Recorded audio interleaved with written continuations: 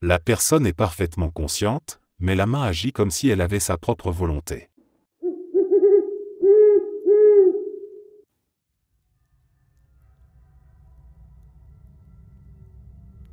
La maladie qui transforme le corps en os. Rien que l'idée me dépasse complètement. Imaginez ces muscles et ces tissus se solidifier lentement jusqu'à devenir rigides comme un squelette secondaire, sans qu'aucune opération ne puisse retirer ou arrêter cette ossification, c'est presque inconcevable. Pourtant cette maladie existe vraiment. Elle s'appelle la fibrodysplasie ossifiante progressive. Au début elle ressemble à quelque chose d'inoffensif, des petites excroissances, des bosses dures sous la peau ou une raideur inhabituelle dans les épaules et le cou. Certaines personnes pensent que ce sont des blessures ou des inflammations un peu étranges. Puis les poussées d'ossification commencent. Le corps réagit à la moindre agression, le moindre choc, même une chute légère ou une injection intramusculaire peut déclencher la formation d'os là où il ne devrait pas y en avoir. Petit à petit des articulations se figent. Les bras perdent leur amplitude. La cage thoracique devient moins flexible et même la respiration peut devenir difficile. Le pire est qu'aucune opération n'est recommandée. Si on tente de retirer ces excroissances, le corps fabrique encore plus d'os à cet endroit. Chaque intervention est perçue comme une blessure et le corps répond en se durcissant encore davantage. C'est comme être enfermé vivant dans une armure qui se solidifie jour après jour. Les personnes qui en souffrent finissent souvent par ne plus pouvoir lever les bras, tourner la tête ou même s'asseoir sans aide. Beaucoup doivent planifier la moindre action. Éviter d'être bousculé. Éviter les sports. Éviter les infections, car l'inflammation peut aussi accélérer la formation d'os. Chaque geste du quotidien devient une source potentielle de douleur ou de progression de la maladie. Ce qui rend tout cela encore plus impressionnant est que les enfants qui naissent avec cette maladie ont parfois l'air parfaitement normaux au début. Les premiers signes peuvent passer inaperçus. Ensuite les zones se figent les unes après les autres. La personne reste consciente, lucide, prisonnière d'un corps qui se minéralise lentement. Il n'existe pas encore de traitement guérissant la maladie. Certains chercheurs explorent des thérapies génétiques et des médicaments capables de freiner ce processus, mais pour le moment ceux qui vivent avec cette pathologie doivent surtout se protéger du monde extérieur et de leurs propres mouvements.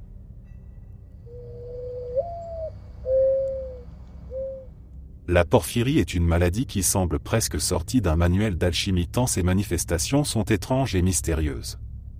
Elle touche la fabrication de l'hème, cette molécule essentielle au sang et au fonctionnement des cellules. Lorsque l'organisme ne parvient pas à la produire correctement, des substances toxiques s'accumulent dans le corps et tout se dérègle. Le plus déroutant est que la maladie ne se manifeste pas de la même façon chez tout le monde. Certains vivent des crises violentes qui attaquent le système nerveux, d'autres voient leur peau devenir terriblement sensible à la lumière, presque comme si elle brûlait au moindre rayon. Une promenade en plein soleil peut provoquer cloques, douleurs et cicatrices. Le monde extérieur se transforme alors en menace invisible. À travers l'histoire, cette maladie a alimenté de nombreuses légendes. Certaines formes de porphyrie provoquent une sensibilité extrême à la lumière, une peau qui se boursoufle, des lèvres qui rougissent, des dents qui semblent plus foncées, parfois même une pilosité inhabituelle. Il a suffi de quelques siècles d'imagination populaire pour faire le lien avec les mythes de vampires et de créatures nocturnes. En réalité, il ne s'agit pas de malédiction mais d'un défaut biochimique qui transforme le corps en prison allergique au soleil. On comprend alors pourquoi certains malades finissent par vivre la nuit, simplement parce que c'est le seul moment où la lumière ne les blesse pas. Les formes aiguës de porphyrie sont tout aussi terrifiantes, mais pour d'autres raisons. Une crise peut déclencher des douleurs abdominales atroces, des vomissements, de la confusion, une paralysie progressive. Le système nerveux se met à paniquer, comme si le corps recevait des signaux contradictoires. Certaines personnes ont été accusées d'hystérie ou de folie parce que leurs symptômes semblaient inexplicables. Pendant des siècles, personne ne comprenait ce qui se passait et les malades passaient d'un hôpital à l'autre sans diagnostic.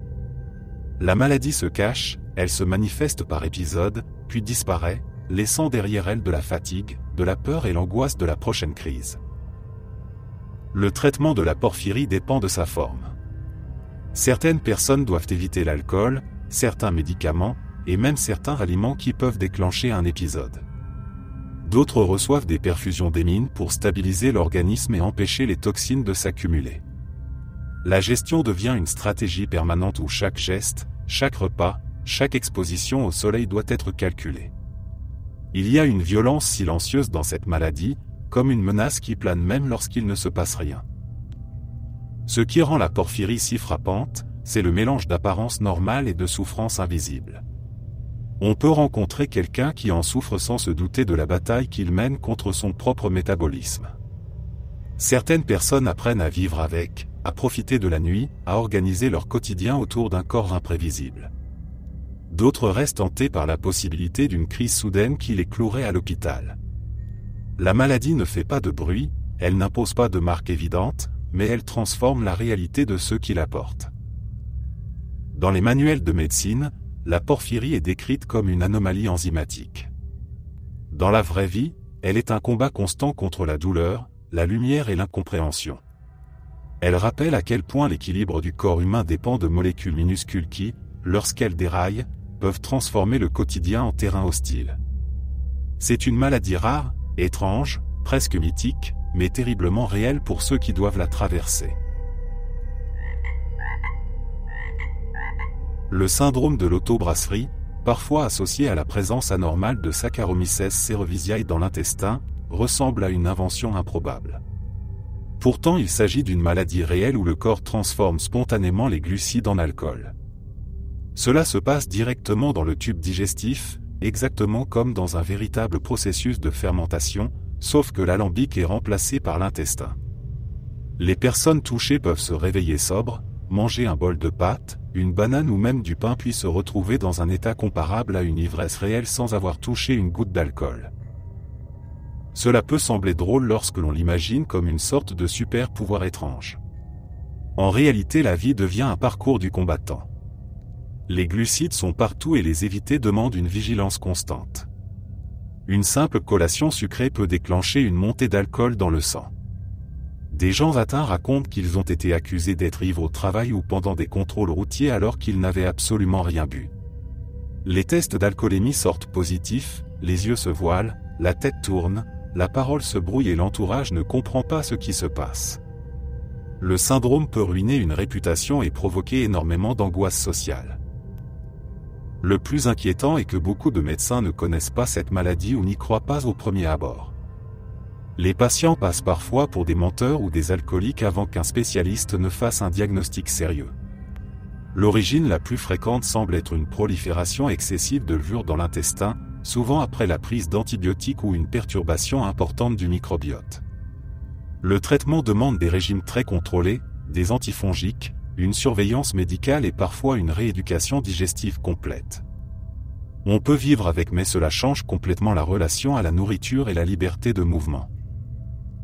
Imaginez qu'un simple morceau de pizza puisse vous mettre dans un état d'ébriété incontrôlable suffit à montrer à quel point cette maladie est à la fois étrange et handicapante. Elle transforme un acte banal comme manger en source de danger et oblige ceux qui en souffrent à s'excuser en permanence pour des symptômes qu'ils ne peuvent absolument pas maîtriser.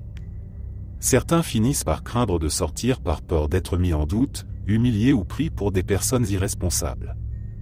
Le syndrome de l'autobrasserie n'est pas seulement rare, il est profondément perturbateur pour la vie quotidienne.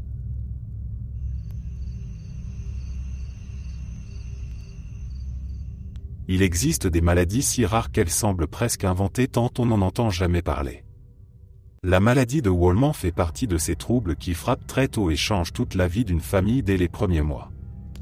C'est une pathologie génétique liée au métabolisme, mais ce mot ne dit pas grand-chose tant qu'on n'en voit pas les conséquences. Chez un nourrisson sain, certaines enzymes permettent de décomposer les graisses alimentaires pour les utiliser comme énergie ou les stocker de manière contrôlée. Chez les enfants atteints de la maladie de Wolman, cette enzyme manque presque totalement. Le corps ne sait pas gérer la graisse. Il commence à l'accumuler partout, dans le foie, la rate, les glandes surrénales, l'intestin, comme si tout l'organisme se transformait en entrepôt saturé. Les premiers signes arrivent très tôt. Le bébé a des difficultés à se nourrir, il vomit, il ne prend pas de poids, son ventre gonfle anormalement. Ce n'est pas seulement un reflux ou une intolérance alimentaire, c'est un corps qui se dérègle de l'intérieur. Les médecins observent alors une foie et une rate hypertrophiées, parfois si volumineux qu'ils modifient la forme de l'abdomen. La calcification des glandes surrénales devient un indice presque caractéristique, comme si chaque organe essayait de se défendre contre une accumulation impossible à arrêter. On découvre alors que cette maladie ne laisse aucune pause, aucun moment de répit pour les parents qui voient leur enfant dépérir sans comprendre pourquoi. Pendant longtemps, la maladie de Wolman était presque une condamnation annoncée. Les traitements n'existaient pas, les médecins se contentaient d'accompagner et de soulager. Puis la recherche a fini par trouver une piste. Une thérapie de remplacement enzymatique a été mise au point, permettant enfin de fournir à l'organisme la substance qui lui manque. Ce traitement ne guérit pas, mais il change le pronostic. Certains enfants parviennent à grandir, à se développer, à aller à l'école. Chaque progrès médical ressemble à un miracle pour les familles qui voient leur enfant reprendre des forces, manger, jouer, rire. Ce qui était une fatalité devient une lutte avec des armes réelles. Malgré ces avancées, la maladie de Wolman reste un défi quotidien. Les enfants doivent suivre un régime strict, des injections régulières, des contrôles médicaux fréquents. Le moindre signe d'infection ou de fatigue inquiète les parents. Le stress se mélange à l'espoir. Les familles apprennent à naviguer dans un monde médical complexe, à comprendre des mots qu'elles n'avaient jamais imaginé devoir connaître, à devenir expertes du métabolisme de leur enfant plus vite que n'importe quel étudiant en médecine.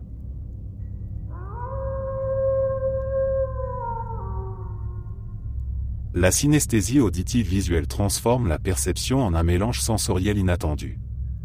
Entendre un son et voir une couleur n'a rien d'une métaphore poétique pour ceux qui en sont atteints. Le cerveau associe réellement les deux stimuli et chaque bruit déclenche une teinte précise. Une note de piano peut apparaître sous la forme d'un bleu profond, une voix aiguë peut éclater en jaune vif, un claquement de porte peut projeter du rouge dans le champ mental comme une étincelle soudaine.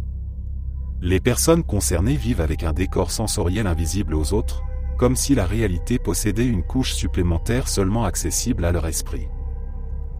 Au premier regard, cela peut sembler magique. Beaucoup imaginent une vie plus riche et plus artistique, presque comme si chaque chanson devenait un feu d'artifice. Pourtant, l'expérience peut être envahissante. Parfois, les couleurs surgissent même quand on ne le souhaite pas et cela rend difficile la concentration. Lors d'une journée bruyante, la tête se remplit de teintes et de nuances qui saturent l'attention. Dans certains cas, les personnes finissent par éviter les lieux encombrés ou les sons trop puissants. Une fête animée devient une tempête de stimuli où la musique se mélange aux voix et chaque perception déclenche une explosion de couleurs mentales. Il existe différentes formes de synesthésie et tout le monde ne la vit pas de la même façon. Certains voient les couleurs dans l'espace devant eux, d'autres les perçoivent mentalement comme un film intérieur. Le phénomène n'est pas un délire ni une hallucination, c'est un câblage cérébral particulier. Les scientifiques pensent que certaines zones du cerveau, normalement séparées, sont plus connectées entre elles. Le cerveau mélange ce qui est entendu et ce qui est perçu visuellement. Cela crée un vécu stable et cohérent au fil des années, ce qui permet à une personne de reconnaître une chanson grâce à sa signature colorée autant qu'à sa mélodie. Malgré les difficultés possibles, beaucoup apprennent à vivre avec cette particularité. Certains artistes s'en servent comme source d'inspiration, d'autres se contentent de l'accepter comme une façon différente d'appréhender le monde. Voir les sons comme des couleurs rappelle que la perception humaine n'est pas uniforme. Deux personnes peuvent vivre la même scène et ne pas la ressentir de la même manière. La synesthésie montre que le cerveau possède encore des secrets et que même des sens que l'on croit comprendre peuvent se combiner pour créer une expérience profondément singulière.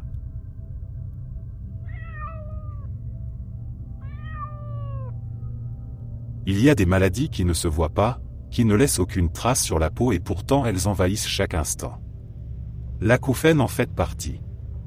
Ce n'est pas juste un petit bourdonnement passager après un concert ou une soirée trop bruyante. Pour certaines personnes, c'est un son qui ne s'arrête jamais. Un sifflement, un grésillement, un bourdonnement ou même un bruit aigu qui résonne dans le crâne du matin jusqu'au coucher. Le monde extérieur peut être parfaitement silencieux, mais l'intérieur de la tête continue d'hurler. Ce qui rend l'acouphène si difficile à vivre, c'est l'impossibilité d'y échapper. On peut fermer les yeux pour échapper à la lumière, se boucher les oreilles pour éviter le son extérieur, mais le bruit vient de l'intérieur. Certains décrivent un souffle comme un ventilateur invisible. D'autres entendent quelque chose qui ressemble à un appareil électrique en panne. Il existe même des cas où les gens perçoivent des sons rythmiques, comme un battement, lié au flux sanguin. Le cerveau s'accroche à ces signaux et les amplifie jusqu'à les rendre obsédants. On peut être assis dans une pièce calme, les yeux fermés, et pourtant se sentir agressé par un bruit qui ne devrait pas exister. Avec le temps, l'acouphène ne se limite pas au son. Il commence à grignoter la vie sociale, le sommeil, l'humeur. Les personnes qui en souffrent racontent qu'elles ont peur des moments de calme, parce que c'est là que le bruit devient le plus fort. Certaines ne peuvent plus s'endormir sans télévision ou musique de fond, comme si elles devaient noyer leur propre cerveau dans un mur sonore pour avoir un peu de repos. D'autres développent de l'anxiété, voire des crises de panique, parce que le corps réagit au bruit comme si un danger approchait. Les effets sur la concentration sont réels. Travailler, lire ou tenir une conversation devient difficile quand le cerveau se bat contre un sifflement constant. Beaucoup de gens ne comprennent pas ce que vivent les personnes atteintes. On leur dit de ne pas y penser, de se détendre, de faire abstraction du bruit. Comme si ignorer quelque chose qui vient de l'intérieur était aussi simple que fermer une fenêtre. L'incompréhension ajoute une couche d'isolement à un problème déjà envahissant. La médecine n'a pas de remède simple. Les acouphènes peuvent venir d'un traumatisme sonore, d'une lésion auditive, d'un problème circulatoire ou même de stress. Parfois, ils apparaissent sans raison identifiée. Certains trouvent un soulagement avec des appareils auditifs qui ajoutent des sons apaisants. D'autres pratiquent des thérapies pour apprendre à détourner l'attention du bruit. Le cerveau peut finir par s'habituer, comme on s'habitue à vivre près d'une route, mais ce n'est jamais garanti. Il existe aussi des cas où rien ne fonctionne vraiment.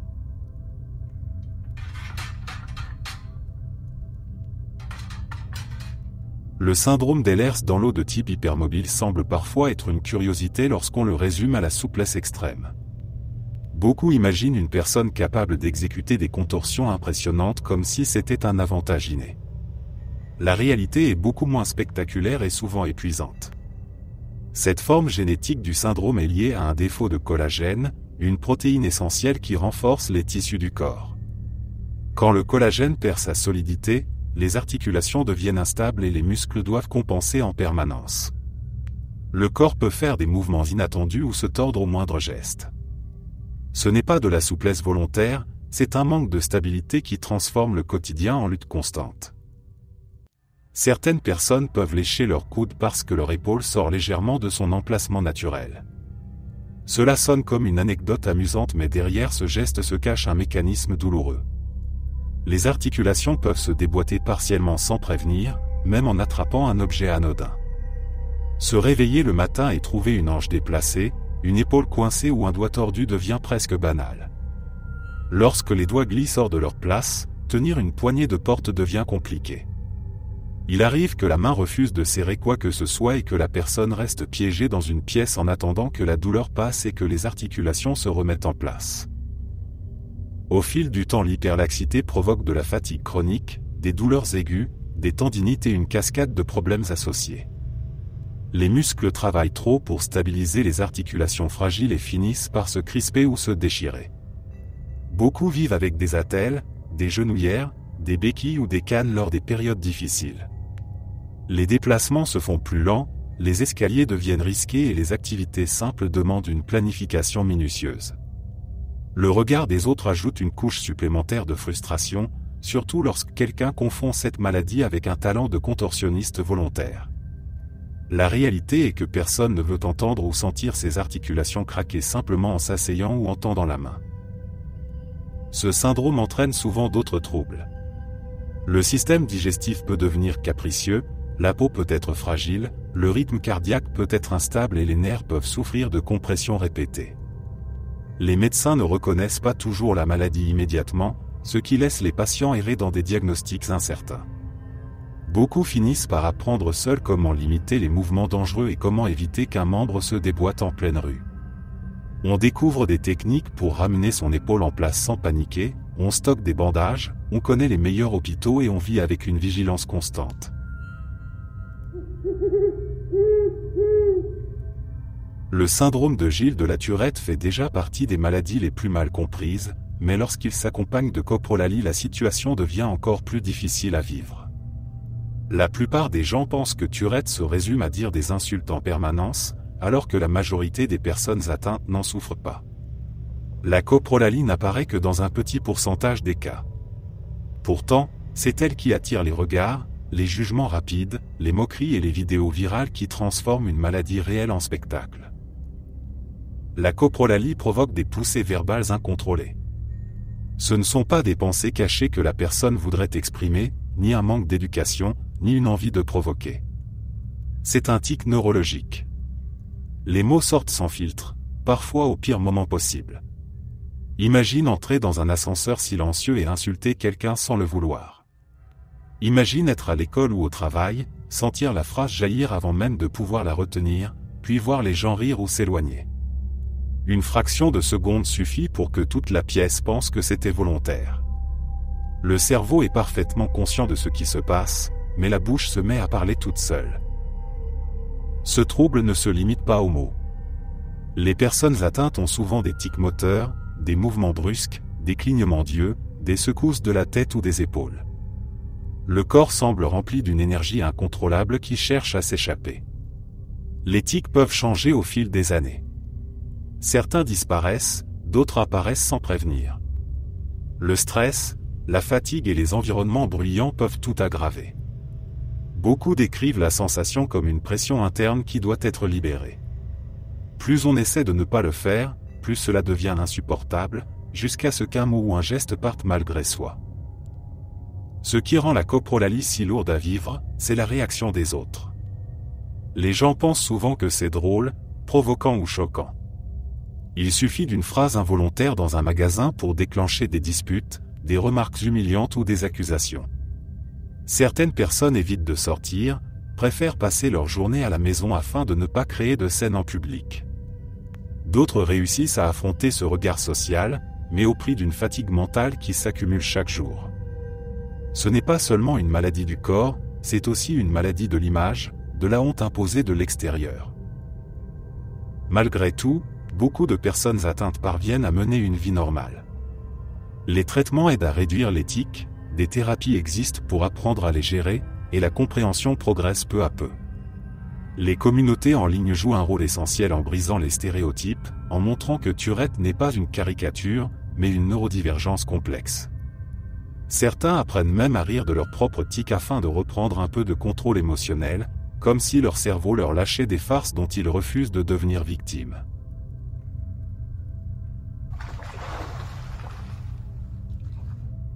Le syndrome de la tête explosive porte un nom qui semble sorti d'un film de science-fiction. Pourtant, il s'agit d'un phénomène neurologique bien documenté. Ce n'est pas une explosion réelle, il n'y a pas de douleur physique, pas de dommage cérébral et aucune bombe cachée dans le crâne. Le cerveau crée une perception sonore soudaine et brutale. Cela arrive souvent au moment de l'endormissement ou juste au moment du réveil. Les personnes concernées entendent des bruits impossibles à ignorer et qui donnent l'impression qu'une porte a claqué à côté du lit ou qu'un coup de tonnerre vient de frapper juste au-dessus de la tête. Le cœur s'emballe, le corps se crispe et la panique envahit l'esprit même si tout est parfaitement silencieux autour. Ce syndrome est mystérieux. Certains entendent des explosions, d'autres des tirs, des cymbales qui claquent ou une décharge électrique. Dans un cas typique, on sombre enfin dans le sommeil après une longue journée puis un bruit violent surgit de nulle part. Le corps se réveille en sursaut et il faut plusieurs minutes pour se calmer. Parfois on vérifie les fenêtres, les murs ou les objets dans la pièce parce que l'illusion est tellement réaliste que l'on croit qu'un accident s'est produit. Le cerveau, en transition entre veille et sommeil, semble envoyer un signal auditif erroné. Personne ne sait exactement pourquoi. Certains chercheurs parlent d'une décharge électrique dans les zones liées à l'audition, d'autres avancent l'idée que le système nerveux se déconnecte de manière chaotique. Beaucoup de gens n'en parlent jamais par peur d'être pris pour des personnes en plein délire. Certains médecins ne connaissent même pas ce terme et cela donne l'impression que le phénomène est imaginaire. Pourtant le syndrome est reconnu dans la littérature scientifique. Il touche des personnes parfaitement saines et peut se produire plusieurs fois dans une même nuit. Il n'entraîne pas de lésions, il ne provoque pas de troubles mentaux et il ne mène pas à des hallucinations auditives chroniques. Ce n'est pas un signe de folie mais simplement un dysfonctionnement ponctuel du cerveau au moment où la conscience décroche. Le plus perturbant est parfois la solitude qui l'entoure. On se demande si d'autres vivent la même chose. Quand on finit par apprendre que cela porte un nom précis, on se sent un peu moins en marge. La tranquillité du sommeil semble tellement fragile pour ceux qui en souffrent. Ils savent que l'explosion suivante peut arriver n'importe quand. Apprendre à relativiser demande du temps mais cela rassure de savoir que ce phénomène n'est pas dangereux. C'est une maladie rare, étrange et spectaculaire dans sa description, mais elle rappelle aussi que le cerveau possède des manières imprévisibles de se tromper.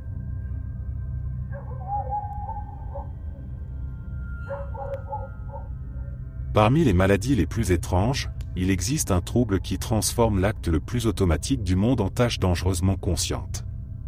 Le syndrome d'Ondine, aussi appelé hypoventilation centrale congénitale, est une anomalie génétique rare où le corps ne sait pas reconnaître le besoin de respirer. Chez un être humain en bonne santé, le cerveau surveille en permanence le taux de dioxyde de carbone dans le sang. Quand il augmente, le corps inspire tout seul. Chez les personnes atteintes de ce syndrome, ce système est défaillant, parfois totalement absent. Le corps attend qu'on lui rappelle de respirer, comme si l'envie d'inspirer n'existait plus. Ce qui peut sembler être un petit défaut devient un cauchemar dès la naissance. Sans assistance médicale, un nourrisson atteint s'endormirait et cesserait de respirer. Chaque nuit est un danger. Dormir se transforme en risque vital. Pour survivre, il faut un ventilateur mécanique qui remplace le signal absent du cerveau, souvent via une trachéotomie. Cela signifie grandir avec une machine qui souffle l'air à chaque cycle respiratoire, apprendre à vivre avec des tubes, du matériel médical et une vigilance constante. Les parents racontent qu'ils dorment avec un moniteur branché sur leur enfant, prêt à intervenir si un tuyau se déplace ou si la machine s'arrête. En grandissant, les enfants apprennent à vivre avec ce handicap invisible.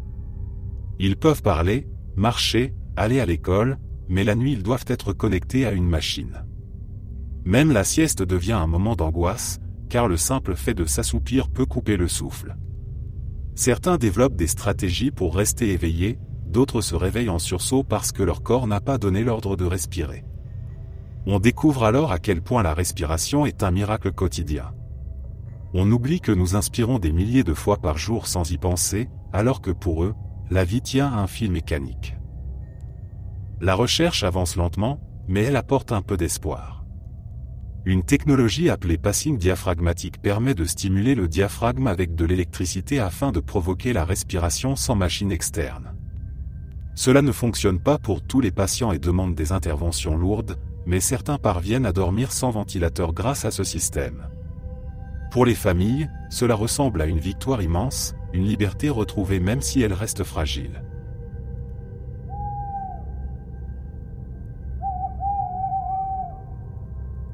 Le syndrome d'enfermement transforme le corps en prison alors que l'esprit reste pleinement conscient.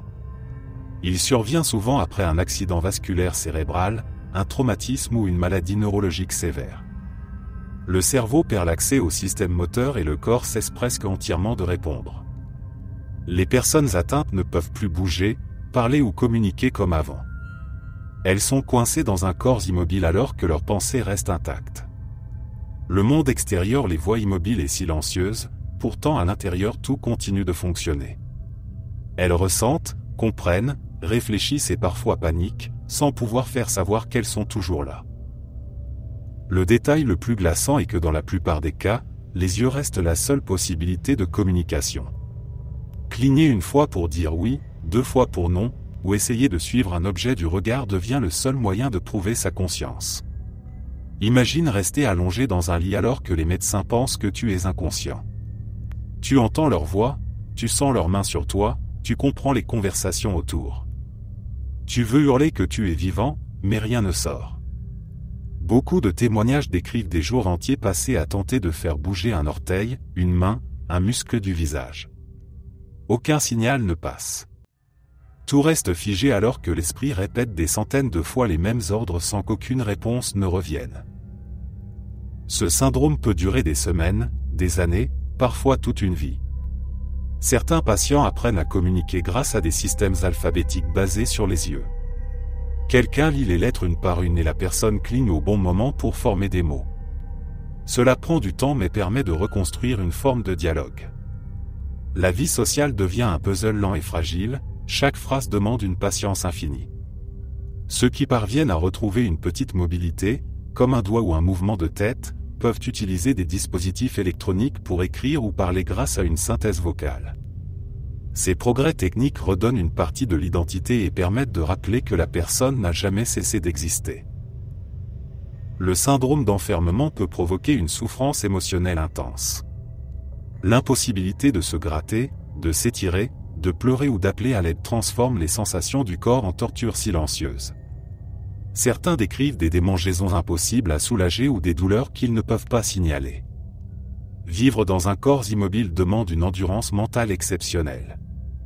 Pourtant, il existe aussi des parcours de résilience. Certains patients écrivent des livres, suivent des cours, retrouvent leur famille, participent à la société grâce à des technologies adaptées. Le simple fait de pouvoir communiquer montre à quel point la conscience est résistante.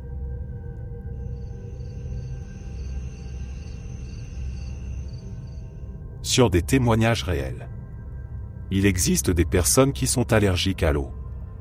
Ce n'est pas une exagération ni une peur psychologique, mais une réaction physique immédiate dès que leur peau entre en contact avec la moindre goutte. La simple action de se doucher, transpirer, se laver les mains ou même pleurer peut provoquer des démangeaisons, des brûlures et des éruptions cutanées qui ressemblent à des piqûres de frelons. La maladie s'appelle l'urticaire aquagénique et elle est tellement rare que la plupart des médecins ne la voient jamais de toute leur carrière. On imagine facilement la vie quotidienne sans poussière, sans pollen ou sans gluten, mais sans eau la question devient presque absurde. Tout devient une menace. La pluie est un danger. Le sport est difficile puisqu'il suffit de quelques minutes d'effort pour transpirer et déclencher une crise. Les personnes atteintes racontent souvent qu'elles doivent se laver en quelques secondes, avec de l'eau tiède et des gestes rapides, puis attendre que la peau se calme. Certains se rincent à peine, d'autres utilisent des produits spéciaux et absorbent la moindre goutte avec une serviette avant que la réaction n'apparaisse. Et même en faisant attention, la crise finit par arriver. Le pire dans cette maladie n'est pas seulement la douleur. Elle s'accompagne d'un isolement social inattendu. Refuser de sortir quand il pleut, éviter les piscines, renoncer aux activités physiques de groupe, tout cela finit par sembler étrange aux yeux des autres. Beaucoup de personnes atteintes disent avoir l'impression que leur corps s'est retourné contre elles. On ne peut pas expliquer à chaque fois que l'eau brûle la peau, alors on invente des excuses, on évite les situations embarrassantes et on croise les doigts pour que personne ne voie l'éruption se former.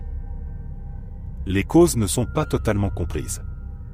On pense que le corps réagit à l'eau comme s'il s'agissait d'un allergène, ce qui déclenche une libération d'histamine et une inflammation de la peau. Il n'existe pas de remède définitif.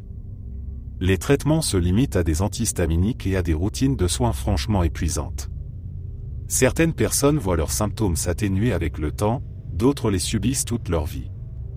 Il y a une forme de tristesse dans cette maladie parce qu'elle touche un élément essentiel, un élément impossible à éviter.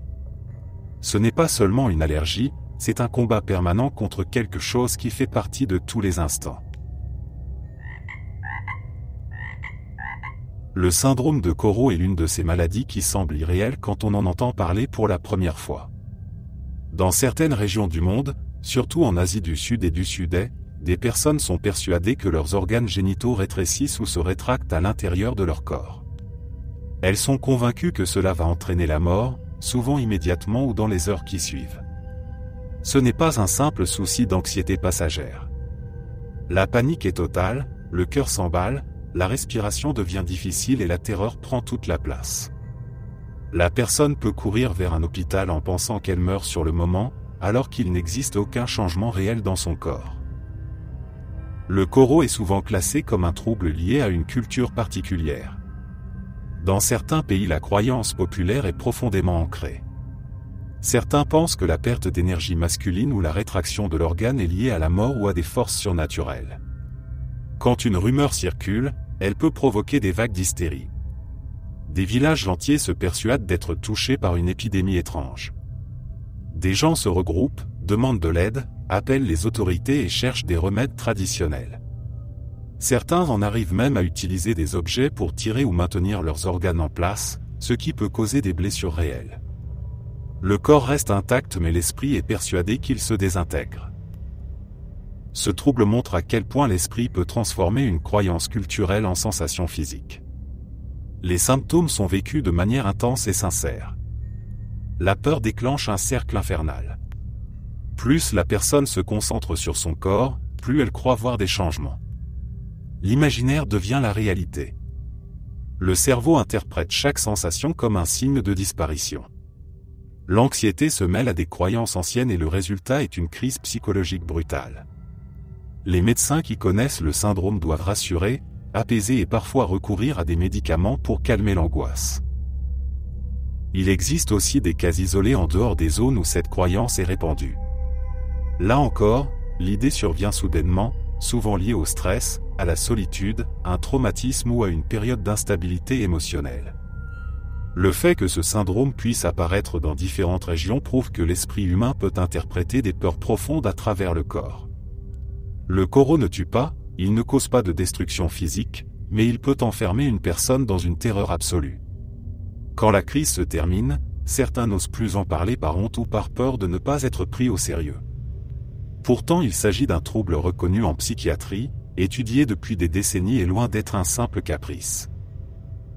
Le syndrome de Coro montre que l'anxiété peut modifier la perception du corps au point de créer une menace imaginaire perçue comme réelle. C'est une maladie culturelle, psychologique et profondément humaine. Elle rappelle que le cerveau peut convaincre le corps de vivre une catastrophe qui n'existe pas.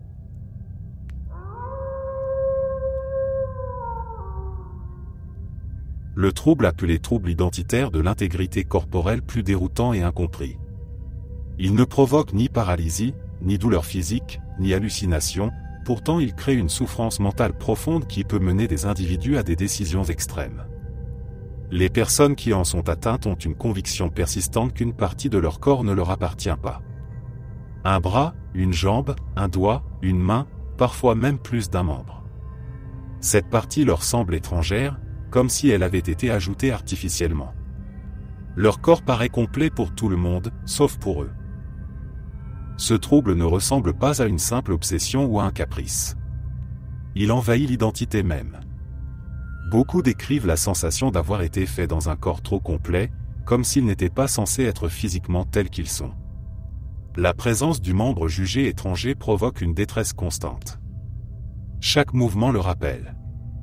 Chaque contact, chaque sensation, chaque reflet dans un miroir réactive ce sentiment insupportable d'inadéquation corporelle.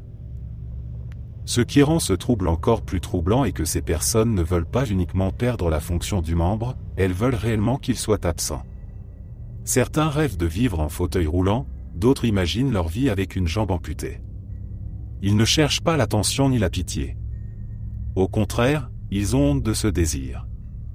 Ils essaient de vivre normalement, mais cette partie de leur corps qu'ils n'acceptent pas devient un poids psychologique impossible à ignorer. Certains tentent de soulager ce mal-être en simulant l'absence du membre. Ils bandent une jambe, utilisent des béquilles, immobilisent un bras, fabriquent des attelles ou des dispositifs pour bloquer l'usage du membre qu'ils rejettent. Cela leur donne l'impression, même temporaire, d'être enfin alignés avec l'image qu'ils ont d'eux-mêmes. Mais dès que le dispositif est retiré, le malaise revient. Il existe des cas où la détresse est si intense que les personnes en viennent à demander volontairement une amputation médicale. La plupart du temps les médecins refusent, car la chirurgie sur un membre sain va contre l'éthique médicale. Pourtant refuser ne fait pas disparaître le trouble. Certains patients se mettent alors en danger volontairement pour provoquer un accident qui obligerait l'amputation. Chaque année, quelques cas extrêmes apparaissent dans la littérature médicale. Des individus laissent geler un membre, se tirent dessus, se brûlent, ou se blessent suffisamment pour nécessiter une intervention. Le corps devient un champ de bataille entre la survie biologique et l'identité psychique. Les chercheurs pensent qu'il ne s'agit pas d'un problème d'imagination mais d'un dysfonctionnement neurologique. Le cerveau possède une carte interne du corps, une représentation de chaque membre, de leur position et de leur appartenance. Dans le trouble identitaire de l'intégrité corporelle, cette carte semble incomplète. Le cerveau ne reconnaît pas certains membres comme faisant partie du soi. Ce n'est pas une folie, c'est une dissonance corporelle profonde et douloureuse. Ce trouble est si rare et si difficile à étudier que les traitements restent limités. Certains trouvent un soulagement temporaire avec la thérapie, mais pour beaucoup la sensation d'être trop dans leur propre corps ne disparaît jamais complètement. Quelques rares cas rapportent qu'après une amputation volontaire, la souffrance psychologique cesse immédiatement. Le patient se sent enfin entier en étant physiquement incomplet. Cette réalité soulève des débats médicaux, éthiques, philosophiques et psychologiques sans réponse facile.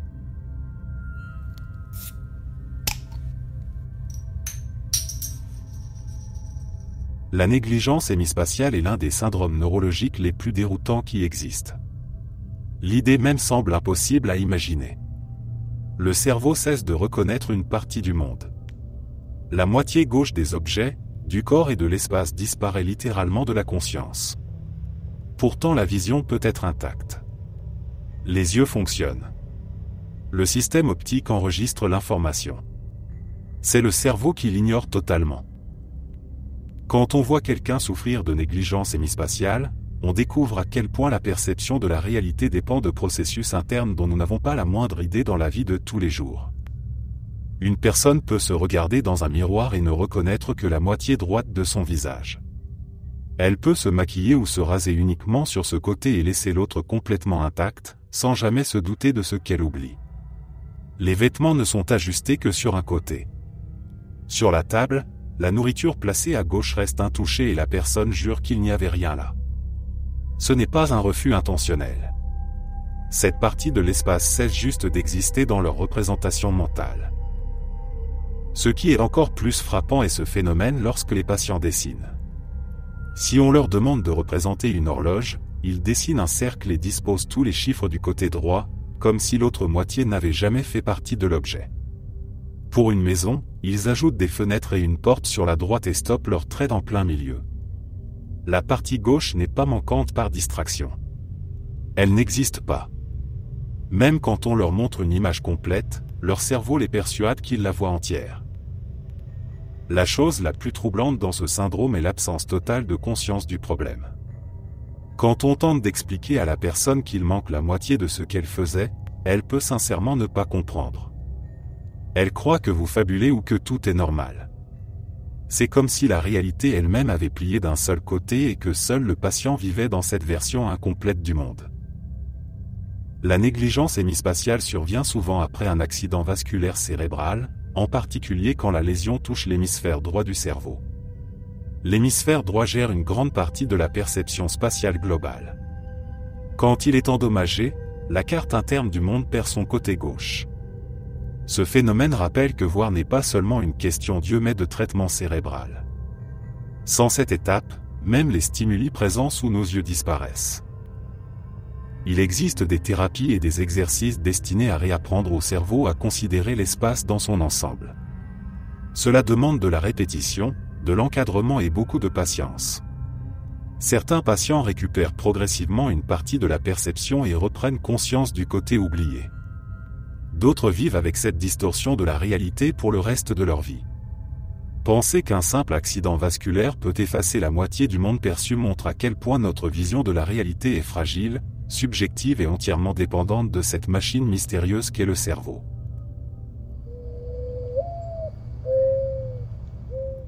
Le syndrome de Guillain-Barré fait partie de ces maladies qui arrivent sans prévenir et qui peuvent bouleverser une vie en quelques jours. C'est un trouble auto-immun où le système immunitaire, censé protéger l'organisme, se retourne contre les nerfs périphériques. Les premiers signes sont souvent discrets, presque insignifiants. Une faiblesse dans les jambes, des picotements dans les pieds, une sensation étrange dans les mains. Beaucoup pensent d'abord à une mauvaise posture, à de la fatigue ou à un manque de vitamines. Puis les symptômes montent, parfois avec une brutalité que personne n'attend. La paralysie commence généralement par les jambes. Marcher devient difficile, puis impossible. Les bras suivent. Les muscles obéissent de moins en moins au message du cerveau parce que la gaine de protection des nerfs est attaquée. Certains patients sont hospitalisés et perdent la capacité de tenir un objet, de se lever, de bouger un doigt. Dans les formes les plus graves, les muscles respiratoires s'arrêtent eux aussi. Le malade se retrouve piégé dans son propre corps, conscient, lucide, mais dépendant d'une machine pour respirer. Tout cela peut arriver en quelques jours ou en quelques heures. Ce qui déclenche le syndrome est souvent une infection banale. Un rhume, une gastro-entérite, parfois une grippe. Le système immunitaire combat le virus ou la bactérie, puis se dérègle et confond les nerfs avec l'ennemi. Il attaque alors les cellules qui permettent aux signaux nerveux de circuler. Il existe aussi des cas liés à certaines infections graves comme Campylobacter, Zika ou la dengue.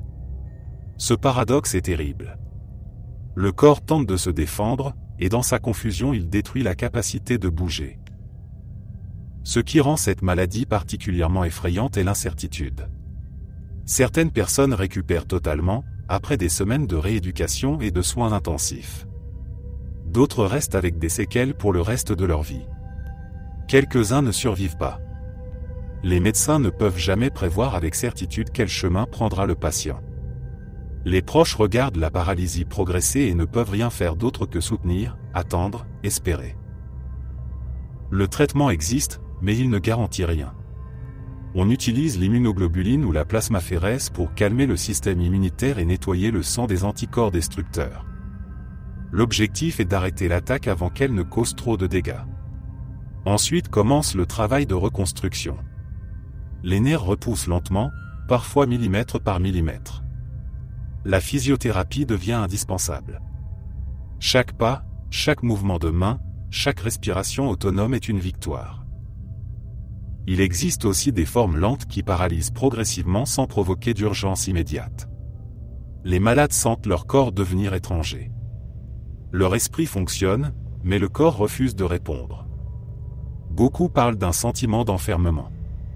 Ils voient leur vie passer de l'autonomie complète à la dépendance totale. Ils doivent apprendre à demander de l'aide pour s'habiller, pour manger, parfois même pour respirer.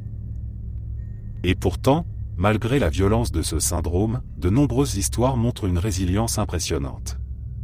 Des gens qui ont passé des semaines sous ventilation assistée finissent par remarcher. Certains reprennent leur travail, d'autres réapprennent à écrire, à courir, à vivre presque comme avant. Le corps se reconstruit avec une lenteur frustrante, mais il peut se reconstruire.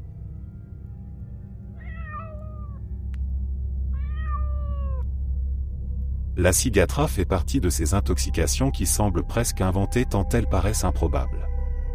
On parle d'une neurotoxine produite par des microalgues marines, présentes surtout dans les zones tropicales, et certaines espèces de poissons l'accumulent dans leur chair lorsqu'ils se nourrissent de proies déjà contaminées. Cela ne change ni le goût ni l'odeur ni l'apparence du poisson. Rien ne permet de deviner ce qui se cache dedans et pourtant cette toxine reste stable même après la cuisson, le séchage ou la congélation. Une personne peut manger un repas parfaitement appétissant et quelques heures plus tard sentir son corps se dérégler comme si les signaux nerveux s'étaient remplacés par du bruit. La partie la plus étrange est qu'on peut l'attraper même sans en manger, simplement en se coupant en nettoyant un poisson contaminé. Il suffit d'une coupure ouverte et la toxine pénètre dans le corps. Les symptômes arrivent parfois très vite. On commence par des démangeaisons, des picotements au bout des doigts, des lèvres qui brûlent, la bouche qui devient insensible, puis la confusion sensorielle s'installe. La température peut s'inverser dans la perception du patient. L'eau froide semble brûlante, l'eau chaude paraît glacée. Certaines personnes décrivent l'impression de marcher sur des cailloux électriques. Le corps devient son propre générateur de sensations incohérentes. Ce qui rend la situation encore plus inquiétante est la durée potentielle de ces symptômes. Certains en guérissent en quelques jours mais d'autres gardent des troubles nerveux pendant des semaines, des mois ou même des années. Il existe des récits de personnes qui, longtemps après l'intoxication, ressentent encore des décharges dans les mains lorsqu'elles touchent de l'eau froide ou des crampes soudaines sans raison. Il n'existe aucun antidote.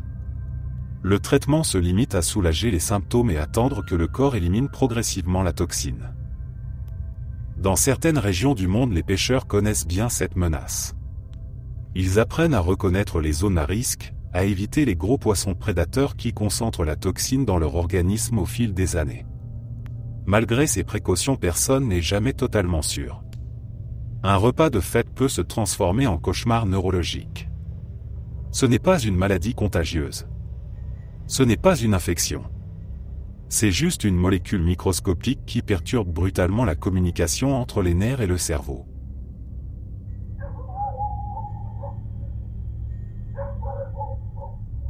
Le syndrome de Williams est l'un de ces troubles génétiques dont on entend rarement parler, mais qui transforme la façon dont une personne voit le monde et dont le monde l'aperçoit.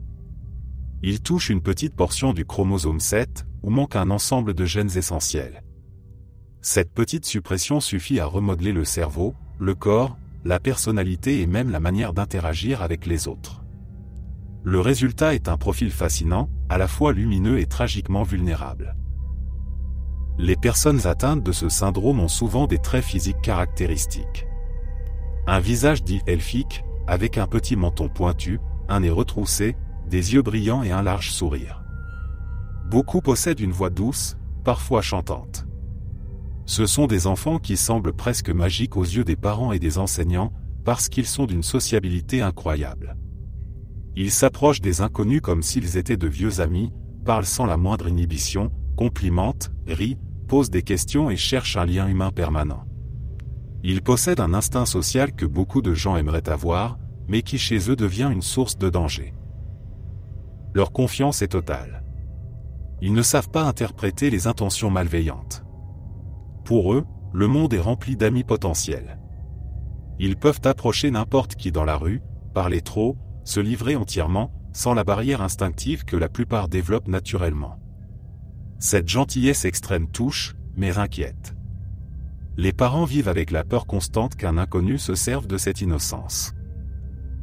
Sur le plan cognitif, le syndrome de Williams donne un profil étrange et asymétrique. Beaucoup ont des difficultés importantes en mathématiques, en logique, en organisation et en compréhension spatiale. Un puzzle simple peut devenir une montagne. Lire une carte ou comprendre une instruction abstraite demande un effort énorme. Pourtant, ils peuvent avoir une sensibilité musicale exceptionnelle. Certains jouent d'un instrument avec une facilité déconcertante, chantent juste, mémorisent des chansons complexes après une seule écoute. On dit parfois que leur cerveau traite la musique comme une deuxième langue. Leur empathie émotionnelle est elle aussi intense. Quand quelqu'un est triste, ils le sentent. Quand quelqu'un souffre, ils souffrent aussi.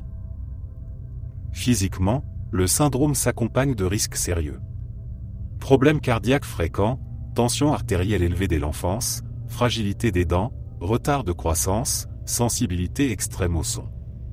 Beaucoup ne supportent pas les bruits soudains. Une porte qui claque, un feu d'artifice, une voiture qui passe trop vite, et c'est la panique.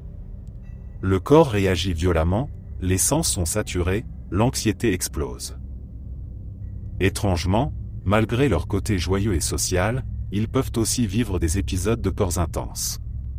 Ils sont sensibles à la séparation, anxieux face au changement, incapables de comprendre pourquoi un ami ne veut plus jouer ou pourquoi les autres enfants deviennent indépendants. Ils ont besoin d'être entourés, rassurés, aimés sans condition. Ce qui rend le syndrome de Williams à la fois beau et tragique est cette combinaison de lumière et de fragilité. Ces personnes ont une manière de regarder les autres avec une sincérité pure. Ils disent « je t'aime » sans hésiter. Ils complimentent sans arrière-pensée.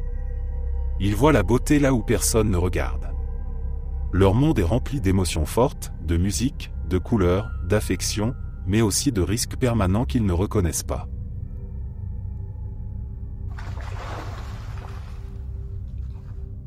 Le syndrome d'Alice au pays des merveilles porte un nom qui ressemble à une invention littéraire, pourtant c'est un trouble neurologique réel et profondément déroutant. Il altère la manière dont le cerveau perçoit la taille, la forme et la distance des objets mais aussi celle du corps lui-même.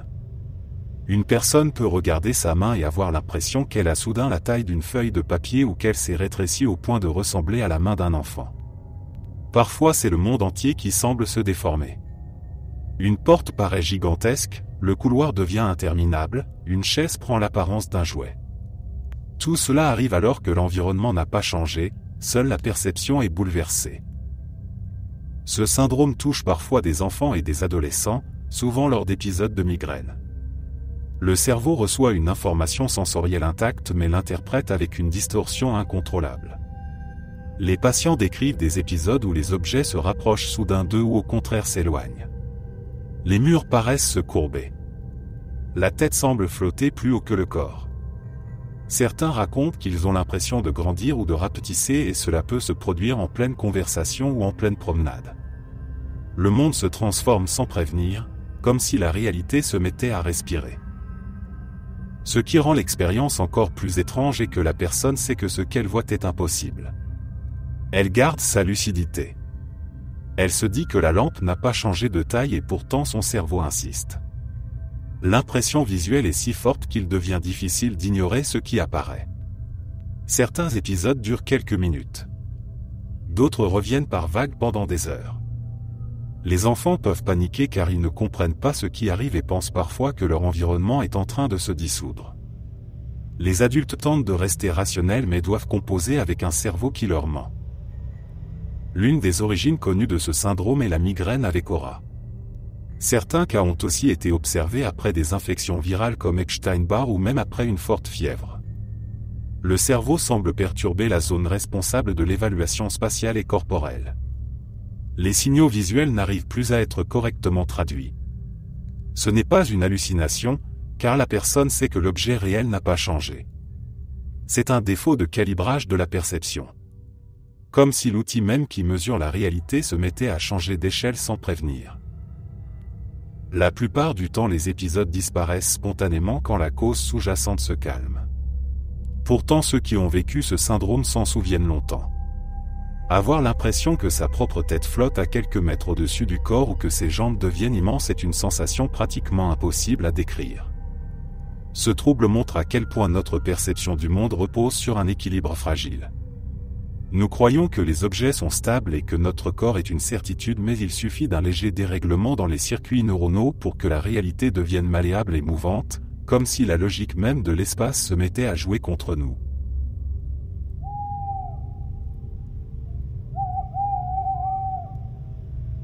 La maladie urine à odeur de sirop d'érable porte un nom presque comique, mais elle fait partie de ces pathologies métaboliques qui transforment le quotidien en lutte permanente.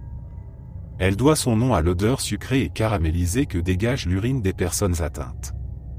Derrière ce détail étonnant se cache un trouble génétique grave qui empêche l'organisme de décomposer certains acides aminés essentiels. Ces molécules, normalement filtrées et utilisées dans des processus biologiques vitaux, s'accumulent dans le sang et deviennent toxiques pour le corps, surtout pour le cerveau. Les individus touchés naissent en apparence normaux. Les premiers jours se passent souvent sans incident, puis les symptômes apparaissent. Léthargie, irritabilité, vomissements, absence d'appétit. Les parents n'ont d'abord aucune idée de ce qui se passe. Ensuite arrive l'odeur caractéristique, douce, presque agréable, mais profondément inquiétante car elle signale que des substances dangereuses saturent déjà l'organisme. Sans diagnostic rapide, la maladie progresse et provoque des convulsions, un coma, des lésions neurologiques irréversibles et parfois la mort. Le cerveau est l'organe le plus vulnérable. Ces acides aminés accumulés agissent comme un poison silencieux qui détruit progressivement des fonctions essentielles. Les nourrissons qui ne sont pas traités peuvent perdre la capacité de bouger normalement, de téter, de réagir aux stimuli. Leur corps est vivant, mais le système nerveux s'effondre. C'est un choc terrible pour les familles, car tout se joue en quelques jours. Cette maladie exige une intervention rapide, parfois avant même que les symptômes n'apparaissent, ce qui explique l'importance des dépistages néonataux dans de nombreux pays. Lorsque le diagnostic est posé à temps, la vie ne redevient pas simple, mais elle devient possible. Les patients doivent suivre un régime extrêmement strict. Certains aliments pourtant banals, comme la viande, le lait, les œufs ou même certains céréales et légumes, peuvent devenir dangereux. Le corps n'a pas la capacité de gérer les acides aminés présents dans ces protéines.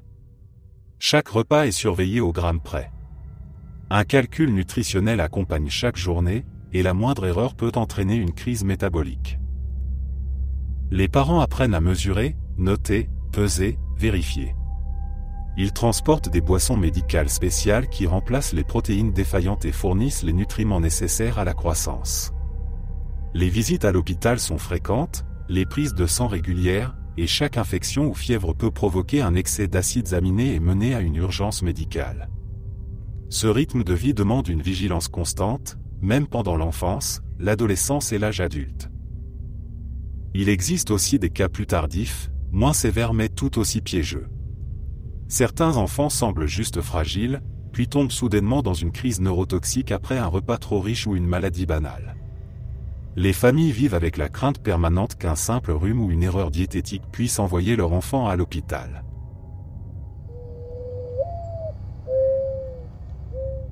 La pronoïa fait partie de ces phénomènes psychologiques dont on entend rarement parler, surtout parce que tout le monde se concentre sur sa jumelle bien plus connue, la paranoïa. Pourtant l'idée est fascinante. Au lieu de croire qu'une conspiration se trame pour vous nuire, la personne a la conviction profonde que le monde entier collabore secrètement pour l'aider. Chaque événement, même insignifiant, paraît organisé comme si un plan invisible travaillait en sa faveur. Un commentaire entendu dans la rue devient un message positif destiné à encourager. Un retard de bus est perçu comme une synchronicité qui protège d'un accident. Le moindre signe semble bienveillant. Au premier regard, cela peut paraître agréable. Ce serait comme vivre dans un univers où l'on est le protagoniste d'une histoire optimiste. Pourtant, cette vision peut prendre une ampleur inquiétante.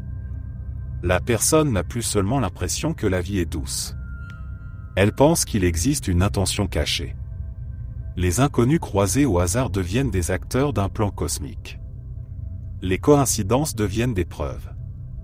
Les décisions du gouvernement, les publicités, la météo elle-même prennent un sens personnel et soigneusement orchestré. Ce n'est plus de l'optimisme ou de la chance. C'est la certitude qu'un système secret lui construit une existence privilégiée. Ce qui rend ce phénomène encore plus étrange est son miroir avec la paranoïa. Dans les deux cas, le cerveau relie des événements sans rapport. Il construit une logique là où il n'y a qu'un enchaînement de hasards. Certaines études suggèrent que les mécanismes neuronaux sont similaires. Le cerveau cherche des patterns, veut comprendre, veut trouver une intention dans ce qui arrive. La différence réside seulement dans la valence émotionnelle. Dans la paranoïa, l'univers semble hostile et menaçant. Dans la pronoïa, il paraît chaleureux et protecteur. Les deux distorsions modifient le rapport au monde et la façon d'interpréter chaque détail. Il existe des formes légères qui n'ont rien de pathologique. Certaines personnes disent qu'elles ont de la chance, que le destin fait bien les choses, ou qu'elles sont guidées. Cela ne perturbe pas leur vie quotidienne. Elles ne perdent pas leur sens critique. Elles savent que la coïncidence n'a pas de volonté. Mais lorsque la croyance devient rigide, quand la personne est persuadée qu'elle est le centre d'un complot positif, la frontière avec le délire se rapproche. Le cerveau installe une logique où chaque fait vient confirmer le scénario. Contredire cette certitude peut devenir presque impossible.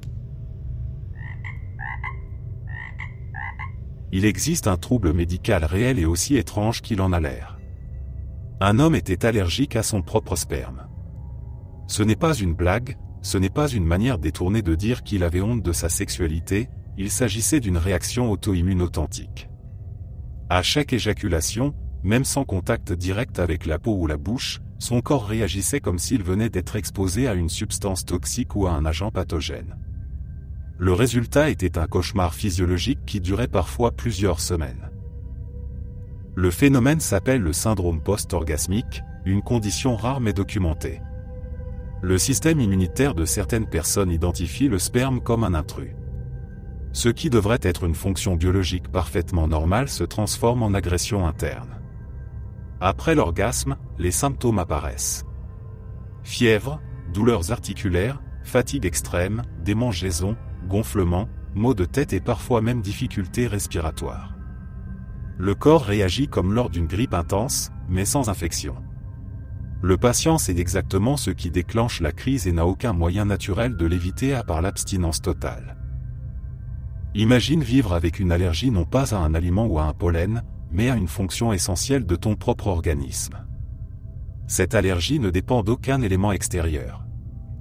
Elle se déclenche simplement parce que le corps fait ce qu'il est programmé pour faire. L'idée peut sembler drôle quand on en parle comme d'un extrême dans la culture du NoFap, mais dans la réalité c'est un enfer médical. Chaque orgasme devient un risque. Chaque excitation est suivie d'angoisse. Certains patients finissent par développer une peur de la sexualité, d'autres tombent dans un isolement total parce que maintenir une relation intime devient presque impossible. Dans certains cas, les médecins tentent d'utiliser des traitements immunothérapeutiques. Ils injectent de très petites doses du sperme du patient pour essayer d'entraîner son système immunitaire à le reconnaître comme une substance inoffensive. C'est une procédure longue et délicate qui ne fonctionne pas toujours. Certains reçoivent aussi des antihistaminiques puissants, des anti-inflammatoires et même des immunosuppresseurs pour limiter les dégâts après chaque épisode. Malgré cela, les semaines qui suivent un orgasme restent souvent un parcours de souffrance. Ce qui rend cette maladie encore plus inattendue est qu'elle peut apparaître à l'âge adulte chez des hommes qui n'avaient jamais eu de problème auparavant. Du jour au lendemain, un mécanisme immunitaire se dérègle et le corps se retourne contre lui-même. Pour beaucoup, il faudra des années avant d'obtenir un diagnostic, parce qu'il est difficile d'imaginer qu'une réaction allergique puisse exister contre un fluide produit par son propre organisme. Certains médecins n'y croient pas au début et attribuent les symptômes au stress ou à des causes psychologiques.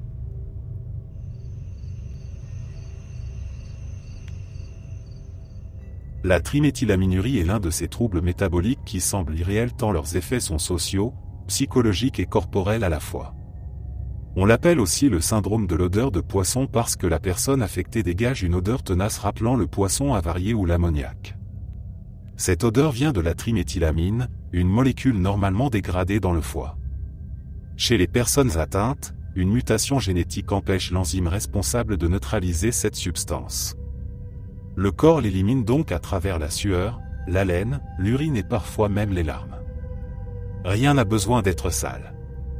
Il n'y a pas d'infection. Pas de mauvaise hygiène. La molécule fait simplement son chemin vers l'extérieur et laisse une odeur qui s'accroche à tout. Les symptômes peuvent apparaître dès l'enfance mais certains ne découvrent leurs troubles qu'à l'adolescence quand le corps change et que les interactions sociales se multiplient. Beaucoup tentent de comprendre pourquoi les gens se montrent brusquement distants ou gênés en leur présence. Certains consultent des médecins qui n'ont jamais entendu parler de cette condition rare et finissent par croire que c'est psychologique ou imaginaire. Pourtant, il existe un test spécifique qui confirme le diagnostic. Le paradoxe est cruel. Le corps fonctionne presque normalement mais un minuscule détail biochimique transforme la vie quotidienne en parcours d'obstacles sociaux. La triméthylaminurie n'est pas dangereuse pour la santé physique mais elle peut détruire l'estime de soi. Certains évitent les transports en commun, les salles de classe ou le travail en équipe. D'autres se lavent plusieurs fois par jour sans comprendre pourquoi l'odeur persiste. Les douches, les parfums, les déodorants, rien ne la supprime vraiment. Un régime alimentaire particulier peut aider à réduire le problème en évitant les aliments riches en précurseurs de triméthylamine. Les poissons, les crustacés, les œufs et certains légumes deviennent des dangers odorants. Parfois quelques antibiotiques diminuent la production bactérienne dans l'intestin mais il n'existe pas de solution définitive. Les témoignages de ceux qui vivent avec ce syndrome sont parfois déchirants. Ils parlent de regards fuyants, d'insultes à voix basse, de solitude forcée. Certains se sont retrouvés à changer de ville pour repartir à zéro. Ce n'est pas une maladie spectaculaire comme on peut en voir dans les livres de médecine. C'est une mutation discrète qui transforme chaque interaction en menace. Malgré ça, beaucoup apprennent à gérer leur vie avec courage. Ils s'informent, rejoignent des groupes de soutien, adaptent leur alimentation et expliquent parfois leurs conditions à leurs proches ou à leurs collègues pour réduire la stigmatisation.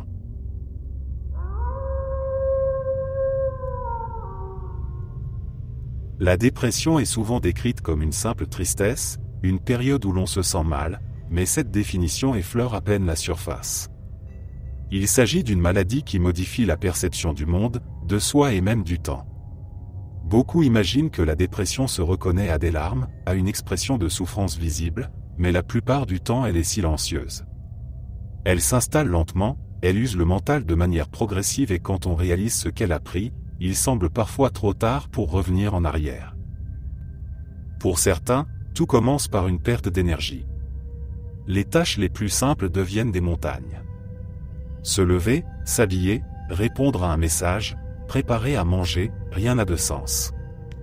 Le corps devient lourd comme s'il était rempli de ciment. La motivation s'efface. Les passions disparaissent. Ce qui rendait la vie agréable n'évoque plus rien. Les choses ne sont pas simplement moins intéressantes, elles deviennent vides. Il ne reste pas de joie, pas de curiosité et pas de perspective. D'autres décrivent un gouffre sans fond. Il n'y a pas forcément d'événement déclencheur. Le cerveau se retourne contre lui-même, comme une voix intérieure qui répète que rien ne vaut la peine, que les efforts sont inutiles, que même exister est une charge. Certains sourient en public, travaillent, discutent, mais à l'intérieur tout est éteint. La façade reste intacte pendant que l'esprit s'effondre. On ne voit rien. On ne soupçonne rien. Beaucoup vivent entourés et pourtant terriblement seuls. La dépression peut aussi s'accompagner de symptômes physiques très concrets. Douleurs diffuses, troubles du sommeil, perte ou prise de poids, crise d'angoisse, fatigue chronique. Le cerveau envoie des signaux qui bouleversent l'organisme entier. Le sommeil devient irrégulier. On peut dormir trop ou pas assez. Le matin arrive comme une menace, la nuit comme un refuge, parfois pire encore. La nourriture perd son goût ou devient un anesthésiant temporaire. Tout tourne autour d'un combat invisible que la plupart des gens ne remarquent pas. La culpabilité est omniprésente. Les personnes dépressives se sentent faibles ou inutiles. Elles s'en veulent de ne pas être capables d'être heureuses, de ne pas réagir, de ne pas simplement se lever et passer à autre chose. Elles comparent leur souffrance à celle des autres et se jugent elles-mêmes indignes d'être mal. Pourtant, la dépression ne répond pas à la logique. Elle n'obéit pas à la volonté. Ce n'est pas une question de mental fragile ou de mauvaise attitude. C'est une maladie réelle qui modifie la chimie du cerveau et la manière dont les émotions se construisent. Le pire est souvent l'impression que cette situation ne changera jamais. L'avenir ressemble à un couloir sombre sans porte de sortie. Même si tout le monde dit que ça finira par aller mieux, la personne ne le ressent pas. Quelques mots bien intentionnés peuvent parfois blesser plus que rassurer. Dire simplement qu'il faut se motiver ou relativiser revient à nier l'existence même de la maladie. Pourtant, la dépression peut être soignée. La thérapie, les médicaments, le soutien social, les routines de vie adaptées, tout cela peut ramener progressivement la lumière dans un espace qui semblait définitivement fermé. Certaines personnes reviennent d'endroits où elles se pensaient condamnées. Mais cela demande du temps, de la patience, et surtout la reconnaissance que la dépression n'est pas une faiblesse, mais une épreuve médicale et psychique. Beaucoup vivent cette bataille en silence. Ils se tiennent debout en public pendant qu'ils s'écroulent intérieurement. Ils continuent à sourire parce qu'ils ne veulent inquiéter personne ou parce qu'ils pensent que personne ne comprendrait. La dépression ne se voit pas toujours, mais elle existe. Et chaque personne qui lutte contre elle montre une force que la majorité du monde ne percevra jamais.